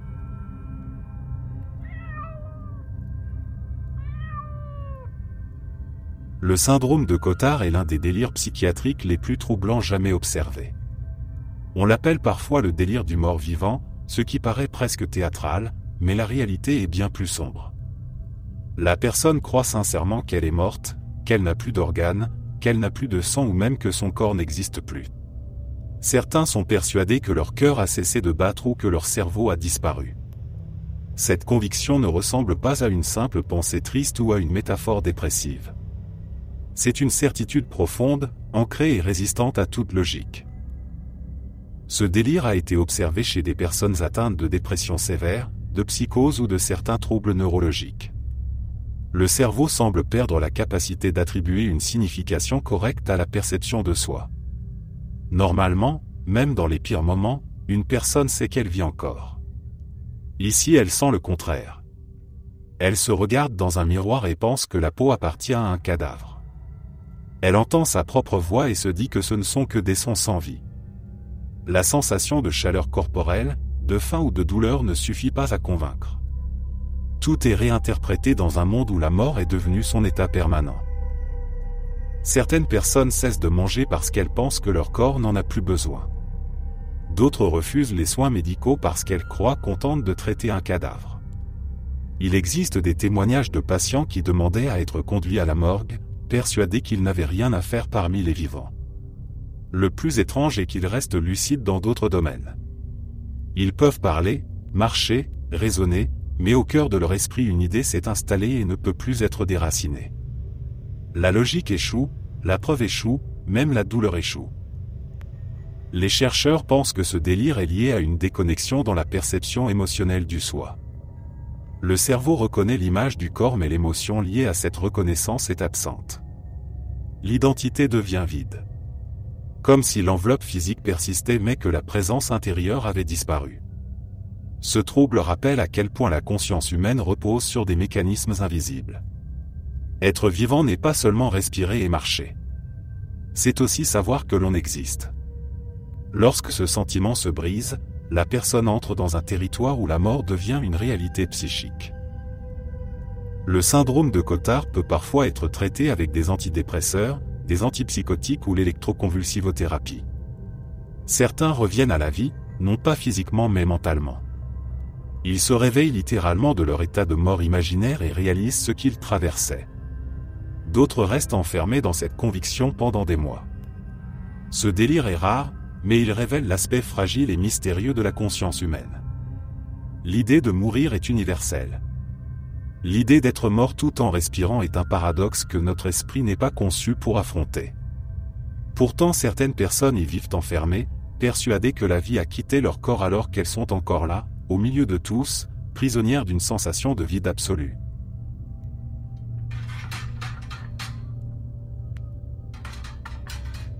Le syndrome de Capgras est l'une des illusions les plus troublantes et déroutantes qu'un être humain puisse vivre. Il touche directement la perception de la réalité sociale et affective. La personne est convaincue qu'un proche a été remplacé par un sosie parfait. Ce n'est pas une simple impression vague. C'est une certitude profonde et inébranlable. Le conjoint, l'enfant, un ami ou même un animal de compagnie est vu comme un imposteur qui imite tout à la perfection tout en dissimulant une intention secrète. Cela commence parfois de manière subtile. Le malade remarque une expression différente, une manière de parler qui semble étrangère ou une attitude qu'il interprète comme artificielle. De l'extérieur il n'y a rien de particulier, pourtant le cerveau de la personne crée un fossé entre la reconnaissance visuelle du visage et la reconnaissance affective. Le visage est familier, mais l'émotion qui devrait l'accompagner ne se déclenche pas. Le lien neuronal entre l'image de la personne et le sentiment d'attachement est rompu. Le résultat est une conclusion terrifiante. Si ce n'est pas la vraie personne, alors c'est forcément un imposteur. Le quotidien devient un champ de tension permanente. Certains se mettent à observer ceux qu'ils aiment avec méfiance. Ils surveillent les gestes, cherchent des incohérences, attendent une preuve que l'imposteur va se trahir. Les relations familiales se dégradent. Un individu peut refuser de dormir dans la même pièce que son partenaire, persuadé d'être en présence d'un double malveillant. Les enfants deviennent des étrangers aux yeux du parent malade. L'affection se transforme en suspicion. Dans les cas les plus sévères, la peur peut mener à des comportements agressifs ou à la fuite. Ce syndrome n'est pas une simple imagination. Il fait partie de certains troubles psychiatriques complexes, souvent associés à la schizophrénie, aux démences ou à des lésions cérébrales. Le cerveau reconnaît le visage, mais la connexion émotionnelle ne répond plus. Le cerveau cherche une explication logique, et comme il n'en trouve pas, il en crée une qui s'aligne avec la perception. La personne ne se dit pas qu'elle fabule. Pour elle, tout est cohérent et réel. Il arrive que ces malades s'adressent à un même proche en utilisant deux identités différentes. Le vrai serait parti ailleurs et l'imposteur serait celui présent dans la maison. Cette idée peut durer des jours, des semaines ou des années. Certains retrouvent temporairement la sensation que la personne est authentique, puis l'illusion revient. Chaque moment de lucidité est suivi d'un retour à l'angoisse, ce qui rend le trouble encore plus douloureux. Pour les proches, c'est une épreuve étrange et cruelle. Ils restent eux-mêmes, mais on les traite comme des étrangers. Ils voient les yeux de quelqu'un qu'ils aiment regarder leur visage sans y trouver la moindre familiarité. Cette incompréhension mutuelle crée une souffrance énorme dans les deux sens. Le malade est persuadé d'être entouré d'imitateurs. La famille se sent rejetée, niée, effacée.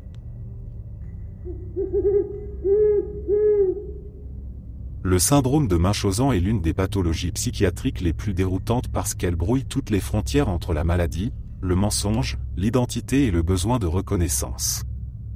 La personne n'invente pas seulement des symptômes. Elle peut aller jusqu'à se blesser volontairement, ingérer des substances toxiques ou manipuler des analyses médicales afin d'obtenir des soins, des examens et l'attention du corps médical. Ce n'est pas un caprice et ce n'est pas uniquement une supercherie. C'est un besoin compulsif de se sentir malade, entouré, pris en charge, même si cela exige de mettre sa santé ou sa vie en danger. Certains patients passent d'hôpital en hôpital. Ils apprennent le langage médical, connaissent les symptômes des maladies graves et savent comment convaincre. Ils racontent des histoires fluides, des douleurs insoutenables, des crises mystérieuses. Les médecins finissent par découvrir que les analyses ne correspondent pas au récit ou que les blessures semblent intentionnelles. Pourtant, ces personnes ne cherchent pas à obtenir de l'argent ou un avantage matériel. Le moteur est psychologique. Elles veulent exister à travers la maladie, être entourées, entendues, considérées. Elles se sentent parfois vivantes uniquement dans un lit d'hôpital. Le plus troublant est que beaucoup sont parfaitement conscientes de leurs mensonges tout en se sentant incapables de s'arrêter. Leur rapport au corps devient un instrument. La douleur n'est plus un signal d'alarme mais une preuve. Une cicatrice devient un argument. Certaines avalent des piles de médicaments, s'injectent des produits irritants ou ouvrent volontairement une blessure pour qu'elle s'infecte. Parfois les médecins opèrent ou prescrivent des traitements lourds avant de comprendre que le tableau clinique a été créé de toutes pièces. Il en résulte une situation tragique. Le patient souffre réellement, mais la cause n'est pas biologique. Elle est psychologique, profonde et difficile à reconnaître.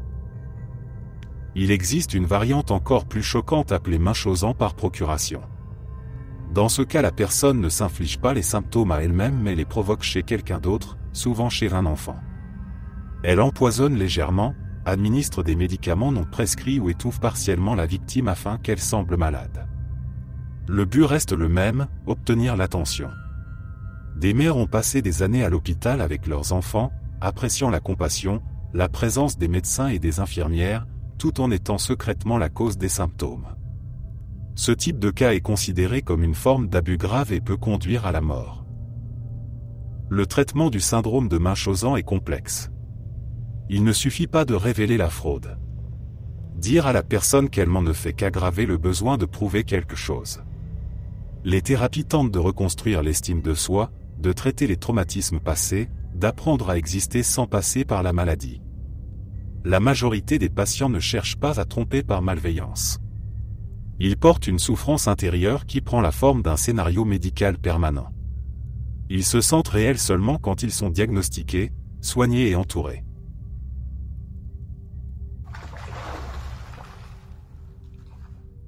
L'insomnie familiale fatale porte un nom presque irréel, comme si elle sortait d'un roman d'horreur, pourtant c'est une maladie authentique et confirmée par la science. Elle conduit inévitablement à la mort, tout cela à cause d'une incapacité progressive à dormir. Au début, les symptômes ressemblent à une simple insomnie. La personne se dit qu'elle est stressée, qu'elle passera peut-être une mauvaise période, mais le sommeil ne revient jamais vraiment et la situation s'aggrave de façon implacable. Il s'agit d'une maladie génétique extrêmement rare liée à une mutation sur le gène de la protéine prione. Ce seul défaut microscopique suffit à enclencher un processus catastrophique. Le cerveau se met lentement à se dégrader. Les régions responsables du sommeil, de la mémoire et des émotions commencent à dysfonctionner. On ne parle plus d'un manque de sommeil classique. C'est un état où le corps n'est plus capable d'atteindre un véritable repos. Même quand les paupières se ferment, l'activité cérébrale reste éveillée. Le patient traverse des phases de pseudo-sommeil où aucune récupération n'est possible. Au fil du temps, la privation de sommeil provoque des hallucinations visuelles et auditives. Certaines personnes voient des formes qui se déplacent dans leur maison, entendent des voix ou ont l'impression de rêver tout en étant conscientes. Le cerveau, privé de repos, se met à interpréter la réalité de façon chaotique. L'angoisse grimpe, Certains deviennent paranoïaques, incapables de distinguer ce qui est réel de ce qui ne l'est pas. On décrit aussi des épisodes de confusion totale où le patient perd la notion du temps, ne reconnaît plus les personnes qu'il aime ou ne comprend plus où il se trouve. Puis viennent les symptômes physiques. Perte de coordination, mouvements involontaires, difficulté à parler, amaigrissement rapide, système autonome totalement perturbé. Le corps ne régule plus la température, la transpiration devient anormale, le cœur bat irrégulièrement. Le tout en restant parfaitement conscient de ce qui arrive. Les médecins tentent parfois d'utiliser des sédatifs ou des anesthésiants, mais le cerveau ignore ces signaux. Comme si l'interrupteur du sommeil avait été arraché. Ce qui rend cette maladie encore plus tragique est son caractère familial. Des parents qui voient un frère ou une mère mourir de cette pathologie savent qu'ils peuvent être porteurs du même gène. Ils vivent avec une épée de Damoclès au-dessus de la tête.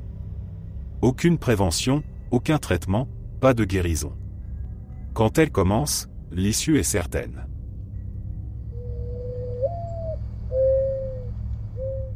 L'ictiose harlequine est l'une de ces maladies qui semblent inventées pour un film d'horreur, sauf qu'elle existe bel et bien. On pourrait imaginer que la peau est simplement sèche ou rugueuse, mais la réalité est bien plus extrême. Les bébés qui naissent avec cette maladie se retrouvent enveloppés d'une couche de peau si épaisse et si rigide qu'elle forme des plaques dures, séparées par de profondes fissures. Ces plaques ressemblent à des écailles géantes et empêchent la peau de remplir ses fonctions les plus essentielles. La peau est un organe vivant, souple, respirant et en constante régénération. Chez ces enfants, elle devient une armure. Une armure qui ne protège pas vraiment. La rigidité empêche les mouvements, empêche parfois les paupières de se fermer, déforme les lèvres et les oreilles et peut même comprimer la poitrine. Respirer devient difficile. La température corporelle se dérègle, car la peau n'arrive plus à retenir l'humidité ni à évacuer la chaleur. Les bactéries s'infiltrent facilement à travers les fissures et entraînent des infections potentiellement mortelles. Juste rester en vie demande des soins constants. Il faut hydrater la peau en continu, parfois toutes les heures, jour et nuit. Des crèmes et des bains spéciaux remplacent ce que le corps n'arrive plus à produire. La peau se renouvelle si vite qu'elle craque sans arrêt. Les parents apprennent à surveiller la moindre rougeur, la moindre fièvre, la moindre difficulté à respirer, parce que tout peut dégénérer très vite. Les premiers jours de vie sont souvent décisifs. Pendant longtemps, la majorité des bébés atteints ne survivaient pas, mais les progrès médicaux permettent aujourd'hui à certains d'entre eux de grandir et d'atteindre l'enfance puis l'adolescence. Même en survivant, la vie reste un combat permanent.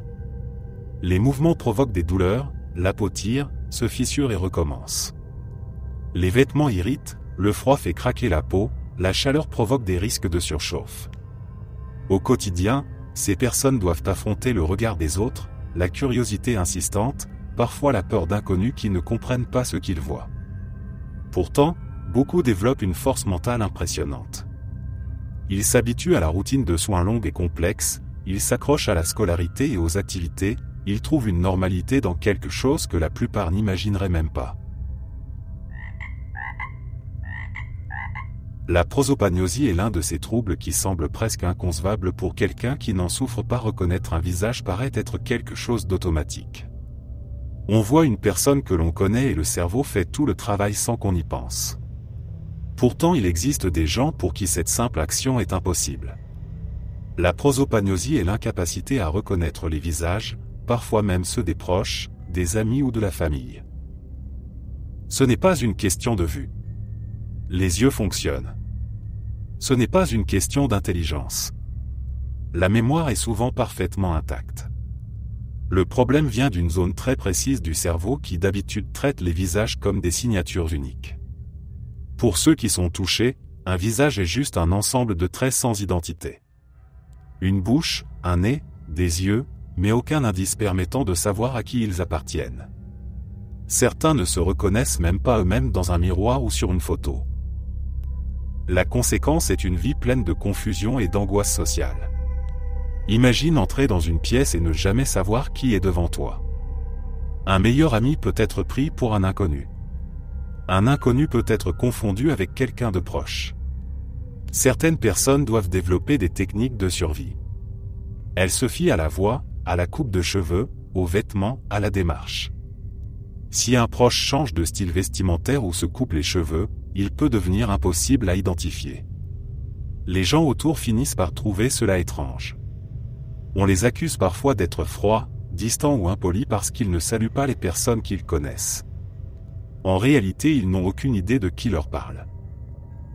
Il existe aussi des cas où la prosopagnosie apparaît après une lésion cérébrale, un traumatisme crânien ou un accident vasculaire.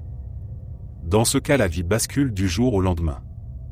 Un matin, un visage familier cesse de l'être. Une mère reconnaît la voix de son enfant, mais pas son visage. Ces situations créent un sentiment de déréalisation, comme si le monde avait perdu ses repères les plus élémentaires. Certains décrivent le quotidien comme vivre dans un endroit où chaque personne porte un masque identique.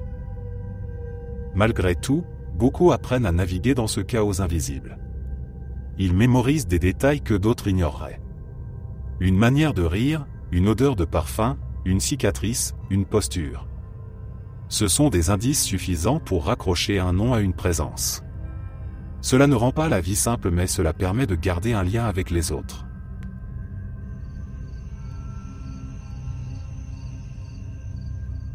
Il existe des maladies qui semblent tout droit sortir d'un film de science-fiction et pourtant elles sont bien réelles. Le syndrome de la main étrangère en fait partie. Ce trouble neurologique rare provoque des mouvements incontrôlables de l'une des mains. La personne est parfaitement consciente, mais la main agit comme si elle avait sa propre volonté. Elle peut attraper des objets, ouvrir des tiroirs, enlever des vêtements ou manipuler des choses sans que le cerveau ne lui ait donné le moindre ordre. Certains décrivent même une sensation de surprise ou de trahison, comme si un membre du corps se rebellait. Ce qui rend cette maladie vraiment étrange, c'est l'absence totale de contrôle. Imagine être assis tranquillement puis voir ta main attraper ta tasse de café et la pousser sur le côté. Ou sentir tes doigts s'accrocher au col de ta chemise et commencer à la déboutonner alors que tu fais autre chose. Les personnes qui en souffrent doivent parfois retenir la main fautive avec l'autre, ce qui crée des scènes absurdes et angoissantes à la fois. Tu finis littéralement par lutter contre une partie de ton propre corps. Le syndrome apparaît souvent après certaines opérations du cerveau, des accidents vasculaires ou des lésions affectant le corps calleux, cette structure qui relie les deux hémisphères. Lorsque la connexion interne se détériore, la main peut recevoir des impulsions motrices sans que la conscience ne les valide.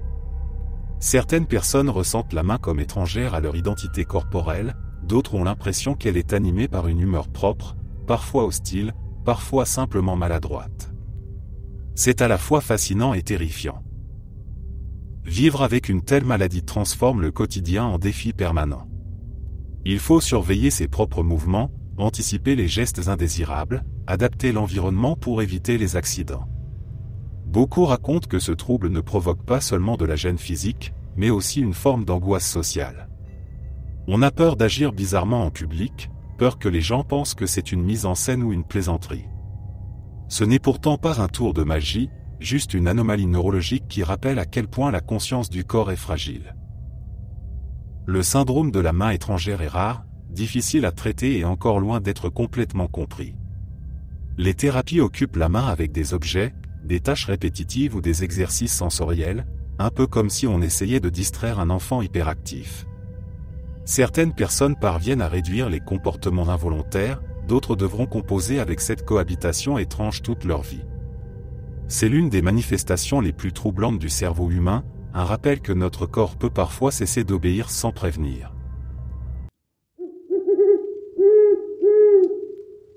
Merci d'être resté jusqu'à la fin. N'oubliez pas d'aimer la vidéo, de vous abonner et de partager vos propres histoires en commentaire. On se retrouve demain à la même heure devant ce feu.